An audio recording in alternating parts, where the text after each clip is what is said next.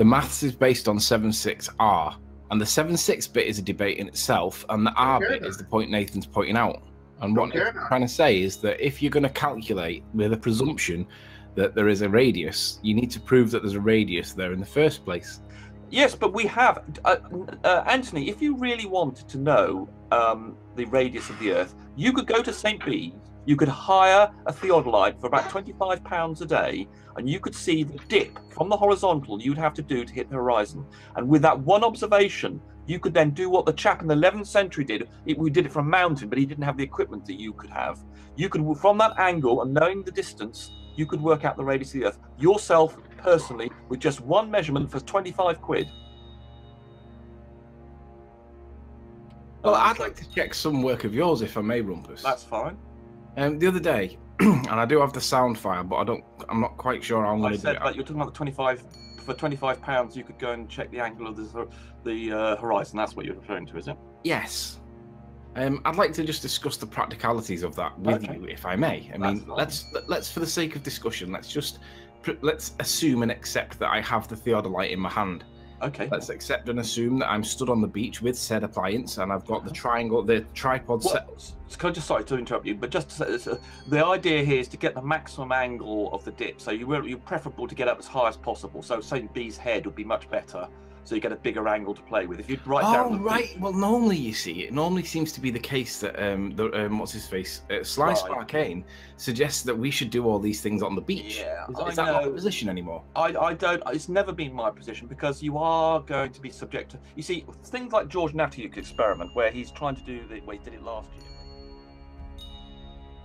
There are lots of those sort of yellow things that surveyors use.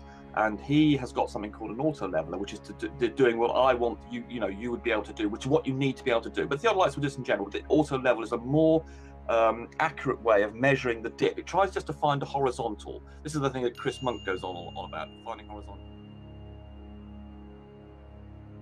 I don't think the Sly's idea of taking it from the shore level is such a great idea, because that's where you for a start you get. I mean, we've observed the standard refraction that I keep on going about, the 7.6R. That is what happens if it follows that graph you may have seen me use. But of course, we know that with you get temperature inversions that cause what you call the floaty land effect or dirty air, which is another sort of refraction that's caused by temperature inversions very close to the horizon. So if you can get, so if you start poking, if you start sitting very close on the beach to sea level, you are going to be in that air more than you need to be, and you don't need to be down there to demonstrate the curvature of the Earth. So it's a good idea to. I know I'm disagreeing with Sly here. I mean, it's just to get above most of that. I would agree completely. And then at least I know. So it's only when it hits the horizon. But can you not see that I can show you what the dip angle is here clearly? Now, if I can now go to stop. At this point, I'm not interested in maths. I want to talk about the dip angle that we can measure first. Right, but there's the dip angle. Okay, Anthony, if you want to talk about the dip angle, there it is there.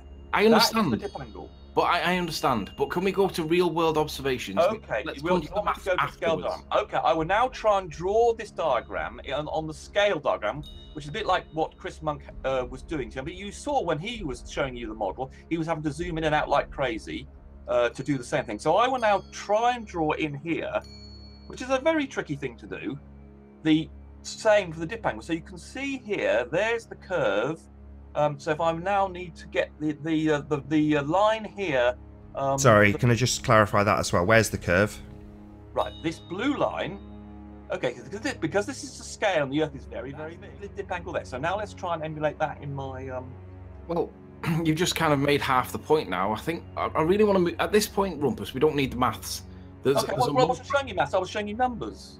Okay, well, it sounds like maths. I'm not. No, I was showing you the real-world dip angle for Ranty's photograph. How much more real can that be? But I'm trying to address what you said in your previous comment, which was you could hire a theodolite for £25 for the day, go to the beach at St. Bees, which now might be the cliff, and then you could look out to the horizon and you could record the dip angle and basically calculate the radius of the right. I mean, even this picture of Ranty demonstrates this. If Ranty had a theodolite with him and he took this picture of the hills and the wind turbines, he would see, even for his very low position he was on, was it 11 meters or something, no, 5.5 meters, you still get this dip angle, and he could have measured that with Theodolite, because that's on the he could have measured that. All right, Rumpus, let me ask you this then. I'm going to share my screen now, because we're at the crescendo of the point that I want you to address. I don't want you to address the maths at this point. That wasn't maths. That was giving you the values. Okay, but I want you to address what. Just look at this for a sec. Okay.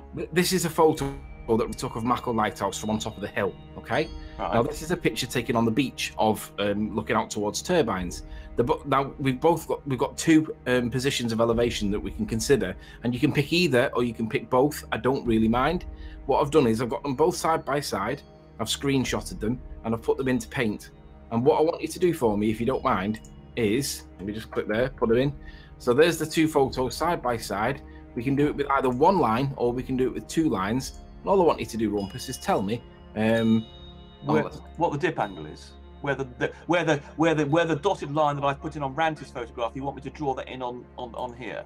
No, what I'm going to do is I'm going to get it in that colour, for instance. I'm going to put a nice thin line so that, well, I'll do it on the middle one so that other people can see it. I'll hold down Shift key and that puts in a dead straight line. Now, what I want you to do is tell me, where would you put your Theodolite? When you're looking through the lens, where would you put it in terms of the horizon? Would you say... Now, remember what we're doing. We're trying to describe here that dotted line. We're trying to find the dotted line that represents the horizontal for the observer. That's right. That's what you're after, aren't we? We're gonna put this line on. Right. But the thing is, but hold on. I need to know the observer height to do that, Anthony. At the moment, we're just like, imagine that we're looking through the crosshairs of the Theodolite. Yeah, but it would be, hold on, Anthony, you're not listening.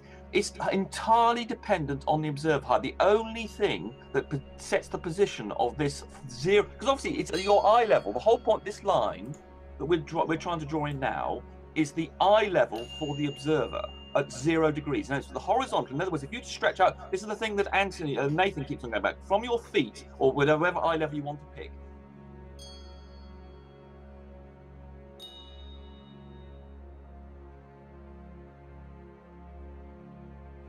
And you won't need to do any of the calculations. Just listen to me for 1 minute, please. No, just 10 seconds, Anthony. You asked for that like half an hour ago. Okay, well, then we'll last go, and I'll give you 1 minute. Anthony, if you go to a Theodolite, you will end up... On screen, I have a Theodolite. Can you see it? Oh, yeah. Yeah? Yeah. What I've done is I've put all the horizons roughly together. If you were looking down the reticle or the optics or the sight, or whatever you want to call it, of the Theodolite, you are going to be presented with a picture in real world with an overlay. Agreed? Yeah, like that. Yeah. Something like that, yeah. So what we would then do is see the measured horizon, correct? You would measure the horizon against the 0 degrees, against the... So what I'm going to do, Rumpus, for the sake of discussion, just to avoid any disagreements, the line I've just put in goes through what we can call the leveled horizon. Yes, the leveled, yeah, that would be fun. The eye level of the observer. Now we've got somewhere. Now what I've been talking about, Anthony. No, Rumpus, wait. I want you to tell me, where would you measure the horizon to? What point is the measurement? I'm going to suggest, and you can tell me, would you agree or not? On either picture, it's around about there. Would you agree or disagree? Yes, if the crosshead appeared where you've put the first line, you would then use the internal scale of the Theodolite, like you've got on the right-hand side, and you would say, oh, look, that's so many degrees below the level.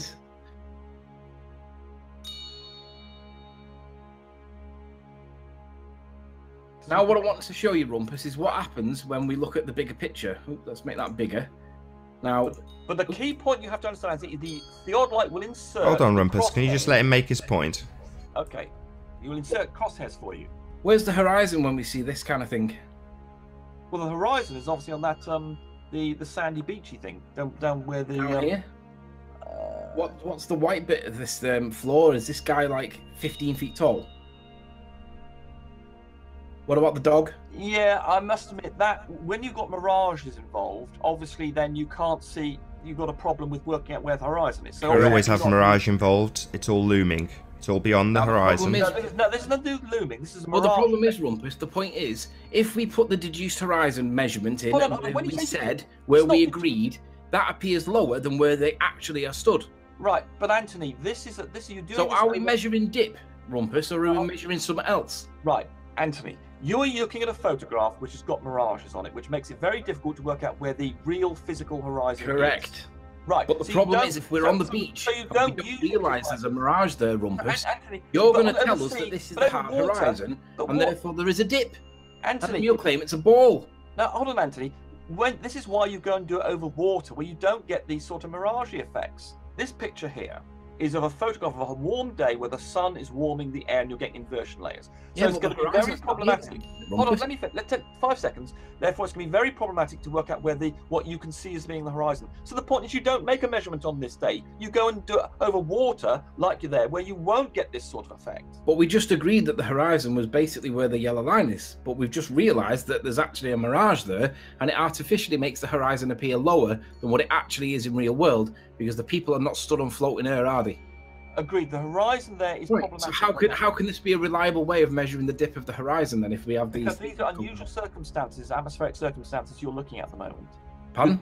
You'd pick on a day where there was no bright sunshine, preferably where there was some wind, because wind mixes up the thing and removes all the refraction effects. And you do what you did in the St. Bees. Go and look at cross water. You don't get these sorts of effects because you don't have some warm sand, which is much, much warmer than the air around it. So don't pick on a silly situation where you're going to get silly inverting mirages. All right, so we can do it on this picture then. Where would you put the horizon? Well, it's a very blurry thing. I mean, I would say this is a bad picture to use. Don't need to ask him that. We've already established it. You've got a line drawn. Rumpus, can I ask you? I'm going to cite somebody's words that you hold dear as a reputable source. Right. The guy in question is Sly Sparkane, and he describes this as an inverted mirage that appears to the observer as obstruction. I agree. Yes, I would agree with that. Yes. Right. So in that case, how can this be a reliable test for measuring the tilt of the horizon? The dip angle. Dip angle. Yeah. Right. How can this be a reliable test to measure the dip angle? For this image, it wouldn't be. Right. So what about the one on the left? How would we know? Well, there it's a bit clearer. You're going across water. I mean, obviously, you'd like to have more features to see whether there were many mirage effects. I suspect not. I mean, okay. So you can't do it for either of these pictures. Yes, you can. Yeah. Sorry, what was the question? Wow, what a total fail. No, I think the picture on the left would be fine. That little what you're calling refraction. No, that isn't what we're saying, Rumpus. I'll tell you where it is. Listen, stop speaking and listen. What we're saying is there is an inversion on the horizon that obscures what we see. So where is the actual horizon to measure the tilt or the drop angle?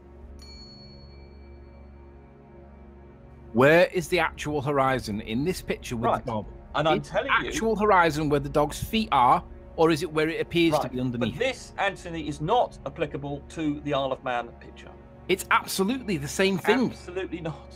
Rumpus, you're an evidence denier. It's just a denier. Just a denier. Saying the Isle of Man isn't applicable, yet he can pick out evidence and claim that it proves curve, yet it's in this instance not applicable. Not applicable, even though 2 days ago and yesterday he told us that we could go to St. Bees with the Theodolite that we rent for 25 quid and prove that there's earth curve. No scientific proof. Just go out and prove it to yourself so I can pick it apart afterwards. So far, Rumpus has provided us nothing that we can pick apart, nothing that we can go away and validate. Basically nothing that proves the Earth's a sphere. You've got absolutely nothing, Rumpus. You've got nothing. Actually, if you went to this nose cone with your Theodolite, what would you be measuring between? Would the feature in the background be in any part of your measurement? No, it wouldn't. The only two things you'd be measuring would be the crosshairs and the horizon that you can see. What would that do to the angle? What the nose cone does is irrelevant. So we're measuring inverted mirages. So that's what we're doing, are we? To deduce a dip horizon, dip angle, we're going to measure an inverted mirage, are we? No, because you can see that's not an inverted mirage. Yeah, it is an inverted mirage. That's clearly obvious. For the audience's benefit, I'm now going to circle what is clearly, obviously an inverted mirage. This is what we call looming. Anthony, if I took another photograph like the one you've got with the dog and everything on a different day with different conditions, and it showed the horizon perfectly, would you not then accept that the conditions are affecting what you can see? And there's not. You're implying that all photographs ever taken conform to this dog image, and you know damn well that the conditions vary and what you will see will vary. So there's no point implying one image conditions to another image's conditions, and you know this. Unless you have a dog or some point of reference above the apparent horizon, Rumpus, you wouldn't know whether it was a real horizon or not. We can, you know damn well from the image on the left with the water of the Isle of Man where the horizon is. No. That's you do, my point, Anthony. Rumpus. You do. No, Rumpus. That's my point. Right, but you do understand the principle. You're saying that because you've got this dog picture, that No, you know that that's a transitory condition. So you can't do the logical deduction you've made, which is I've got a picture of a dog doing this, therefore all pictures are subject to this. You know damn well if you it's went typical a lot of land time talking about the floaty land rumpus. We see it a lot over water. Yes. It is the reason for the apparent, what you guys call curvature, what we now call. No, you see, you're claiming, but you're claiming you're packing into this what you're calling the rift zone all the missing height of the land. There's twice the height that land is missing. Yes, due to refraction bending the light up. And no half mountains are missing. This assertion that Rumpus has decided to keep it inserting for no reason with no evidence. There isn't any half mountains missing. They are only obscured at the bottom. That's all we see. None of them are falling further and further around the curvature. They are. No, they are not. If the horizon that you see is the actual horizon, the dog cannot be in the same place. The dog has to be on the actual horizon, and your assertion was for £25 you could hire a theodolite, go to the beach, observe the horizon, and measure the angle of tilt. Correct. My counter to that is there's the evidence that shows that that test is not reliable for the purposes in which you said it was. It would be reliable for that situation you've got there. I'd agree, Anthony. You accept that the apparent horizon isn't always or necessarily or even accurately the actual horizon. Correct. Right. Excellent. So your theodolite test is an absolute joke. Total waste of time. Why on earth you asserted it is beyond me. Thank you for taking an hour and a half to realise your own nonsense, as usual. You're an idiot. No, no, ad hominems won't do here, Rumpus. It has now been demonstrated unequivocally that your assertion that we could, rather than actually providing scientific evidence, I might add, we could go and hire a theodolite and prove to ourselves, retrospectively, that there is a curve after taking pictures and levelling transits is, in fact, nonsense. So if you I love it when you stutter. Your stutter amuses me greatly. Yes, I'll assert it again. So, Rumpus's assertion that we could go and prove the Earth's curvature with a theodolite for £25 is utter nonsense. Because you think you can't see the real horizon, I'm amazed You've just conceded it. Anthony has taken you through the steps, and you have then conceded it. It is a fact that we only are dealing with an apparent horizon. We are not dealing with something that you can measure with straight lines and angles, proving that the Earth is a flat plane, because you are measuring vertical. You cannot do that, because we don't have an actual horizon, we have an apparent horizon. Thank you for your nonsense assertion about what we could and couldn't prove, because you couldn't provide scientific evidence of scientific proof of curvature. Thank you. We have just saved ourselves £25. Thank you very much for your useless information, Rumpus. Thank you. And can I also just add to that, Rumpus, going further, that is the exact reason why Sly Sparkane wants us to go to the beach and do observations at the horizon, because he knows as well that you're going to get this layer of dirty air that he calls the inverted mirage that appears to the observer as obstruction. He knows we're going to get that. That's the reason why he keeps asking us to go. Therefore, I can logically and reasonably conclude that you two both know this and you're both out to deceive. So basically, Rumpus's point is that the apparent horizon is the actual horizon, despite the evidence that shows that the dog cannot be floating on the air or being loomed up. The dog is clearly stood on the ground. We are getting a mirage, but he wants you to point the theodolite at the lower part so that you can calculate the radius of the Earth, because his model requires that, because it needs to tip down. That's why Rumpus has to make that point. He knows this, and he's obfuscating the point. Sly Sparkane knows this. That's why he wants us to go down to the beach level to do it. They both know about this, and they're deceiving people by telling you that's the curvature of the Earth, that's the radius. You can calculate the radius of the Earth if you do it. Yet we could just proven to everybody with half a brain that it's not the apparent horizon is not what it appears to be. It can be anywhere where it is, and it doesn't mean that we're seeing the curve of the Earth, and we certainly can't calculate no radius from it. And with that, I'm going to say, first and foremost, a huge, massive, enormous thank you to all of the debating panel for making this debate possible.